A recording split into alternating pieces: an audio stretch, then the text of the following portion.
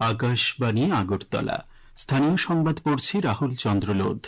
এখনকার বিশেষ খবর হলো, প্রধানমন্ত্রী নরেন্দ্র মোদী নেতৃত্বাধীন কেন্দ্রীয় সরকারের ১২ বছর পূর্তি উপলক্ষে আজ থেকে রাজ্য স্তরে ৩ দিন ব্যাপী জনকল্যাণ শিবির শুরু হয়েছে।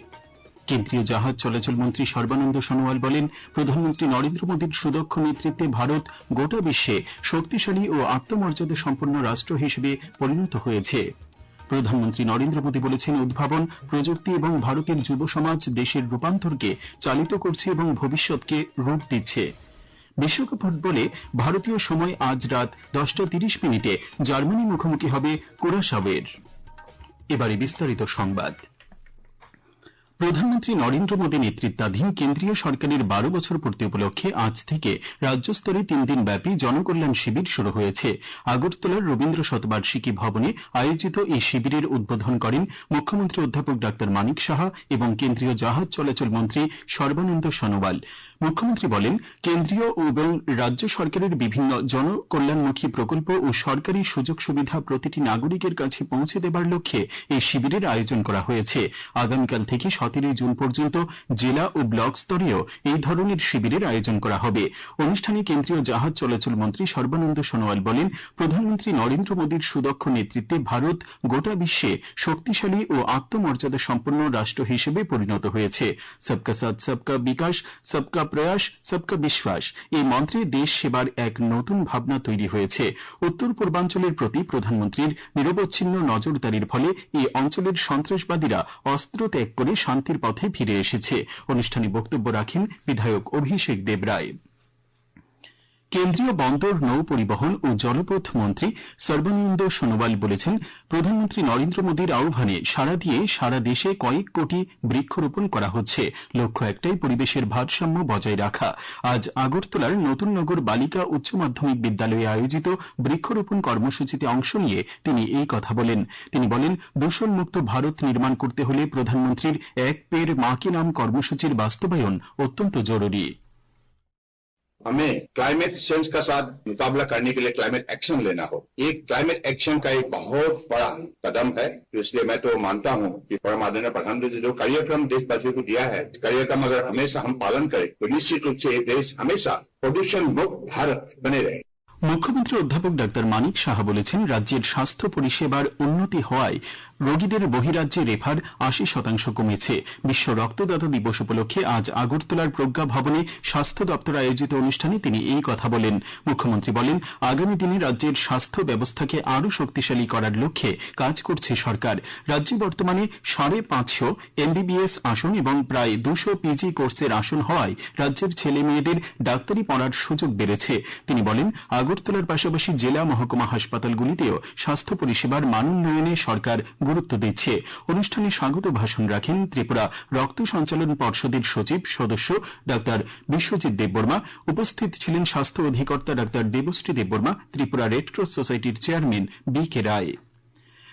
বিশ্ব রক্তদাতা দিবস উপলক্ষে আজ শালবাগানে BSF ত্রিপুরা ফ্রন্টিয়ারের সদর দপ্তরে রক্তদান শিবিরের আয়োজন করা হয়। উদ্বোধন করেন BSF এর ত্রিপুরা ফ্রন্টিয়ারের IG প্রিন্স ইরানি। শিবিরে 50 জন জওয়ান স্বেচ্ছায় রক্তদান করেন।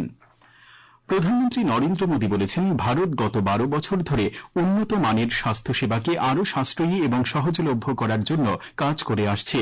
আজ সামাজিক মাধ্যমে তিনি বলেন, বিশ্বের বৃহত্তম স্বাস্থ্যসেবা কর্মসূচি আয়ুষ্মান ভারত, যা সবচেয়ে অসহায়দের সর্বোচ্চ মানের স্বাস্থ্যসেবা প্রদান করে।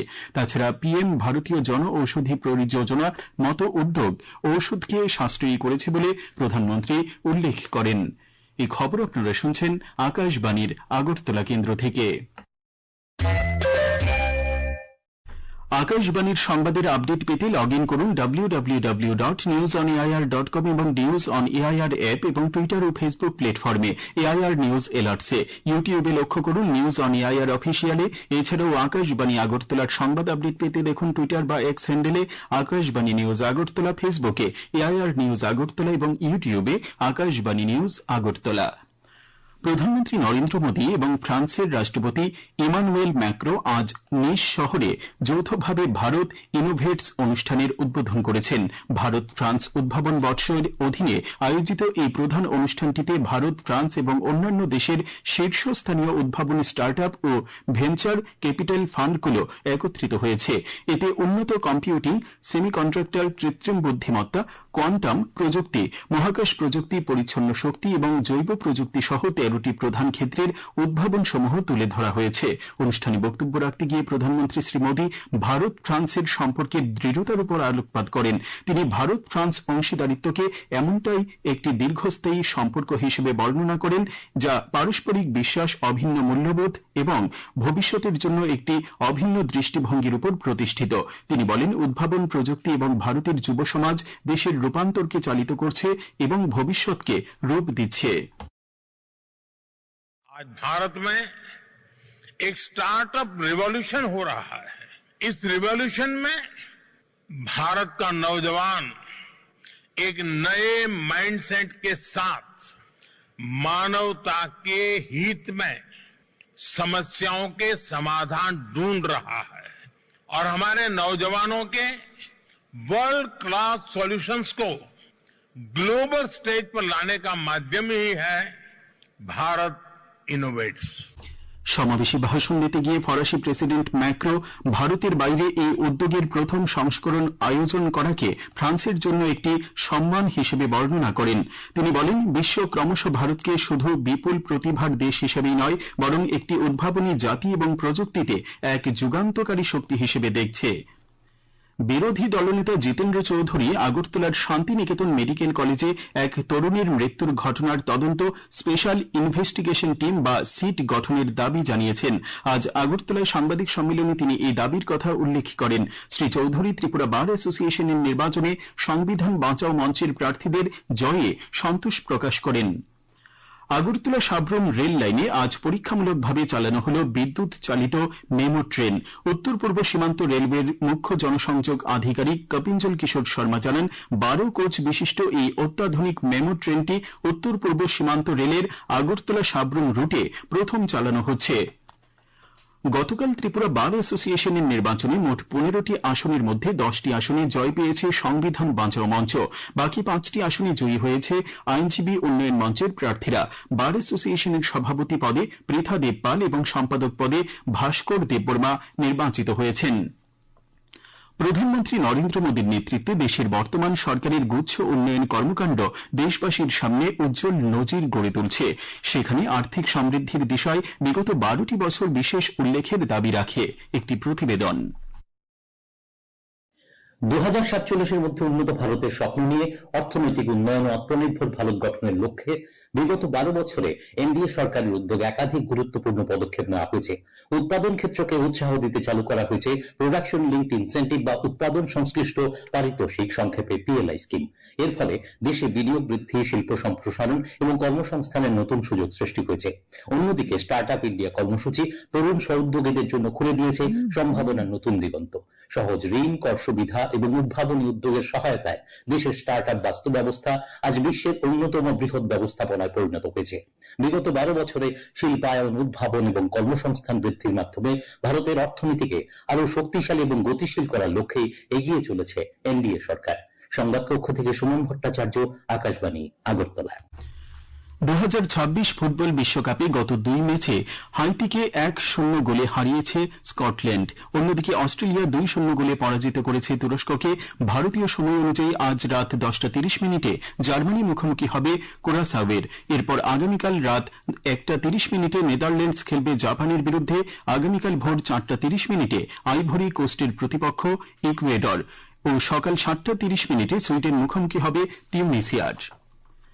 ত্রিপুরা ক্রিকেট অ্যাসোসিয়েশন পরিচালিত মেয়েদের ঘরোয়া ক্রিকেটে মৌচাক ক্লাব, তরুণ সংঘ কোচিং সেন্টার ও ব্লাডমাউথ ক্লাব সেমিফাইনালে উঠেছে। আজ তালতলা মাঠে এগিয়ে চলে সংঘ ও কসমোপলিটন ক্লাবের খেলাটি বৃষ্টিতে পরিত্যক্ত হয়। এই খেলাটি আগামীকাল ফের হবে। ত্রিপুরা ফুটবল অ্যাসোসিয়েশন পরিচালিত ঘরোয়া তৃতীয় ডিভিশন লীগ ফুটবল প্রতিযোগিতায় আজ দুটি খেলা হয়। উমাকান্ত মিনি স্টেডিয়ামে প্রথম খেলায় জম্পুইজলা প্লে সেন্টারকে ৩-০ গোলে সবুজ সংঘকে পরাজিত করে। পরে একই মাঠে পান্থ স্পোর্টিং ক্লাব ৩-২ গোলে উমাকান্ত কোচিং সেন্টারকে হারিয়ে দেয়। আগামী ২৪ ঘন্টায় গোমতী, ধলাই, ঊনকোটি এবং দক্ষিণ জেলায় বজ্র বিদ্যুৎ সহ ভারী বৃষ্টিপাতের সতর্কতা জারি করেছে আবহাওয়া দপ্তর। আগামীকাল দিনের সর্বোচ্চ তাপমাত্রা ৩৩ ডিগ্রি সেলসিয়াস এবং সর্বনিম্ন ২৫ ডিগ্রি সেলসিয়াসের কাছাকাছি থাকতে পারে। আজ দিনের সর্বোচ্চ তাপমাত্রা ছিল ৩৪.৫ ডিগ্রি সেলসিয়াস এবং সর্বনিম্ন ২৫.৫ ডিগ্রি সেলসিয়াস। বিকেল ৫:৩০ পর্যন্ত আগরতলায় বৃষ্টিপাতের পরিমাণ ৭.২ মিলিমিটার। শেষ করার আগে খবরের বিশেষ অংশগুলি আরেকবার পড়ছি। প্রধানমন্ত্রী নরেন্দ্র মোদী নেতৃত্বাধীন কেন্দ্রীয় সরকারের ১২ বছর পূর্তি উপলক্ষে আজ থেকে রাজ্যস্তরে ৩ দিন ব্যাপী জনকল্যাণ শিবির শুরু হয়েছে। কেন্দ্রীয় জাহাজ চলাচল মন্ত্রী সর্বানন্দ সোনোয়াল বলেন, প্রধানমন্ত্রী নরেন্দ্র মোদীর সুদক্ষ নেতৃত্বে ভারত গোটা বিশ্বে শক্তিশালী ও আত্মমর্যাদা সম্পন্ন রাষ্ট্র হিসেবে পরিণত হয়েছে। প্রধানমন্ত্রী নরেন্দ্র মোদী বলেছেন, উদ্ভাবন, প্রযুক্তি এবং ভারতের যুব সমাজ দেশের রূপান্তরকে চালিত করছে এবং ভবিষ্যৎকে রূপ দিচ্ছে। বিশ্বকাপ ফুটবলে ভারতীয় সময় আজ রাত 10:30 জার্মানি মুখোমুখি হবে কুরাসাওয়ের। স্থানীয় সংবাদ আজকের মতো এখানেই শেষ হলো। পরবর্তী বাংলা স্থানীয় সংবাদ প্রচারিত হবে আগামীকাল সকাল 7:35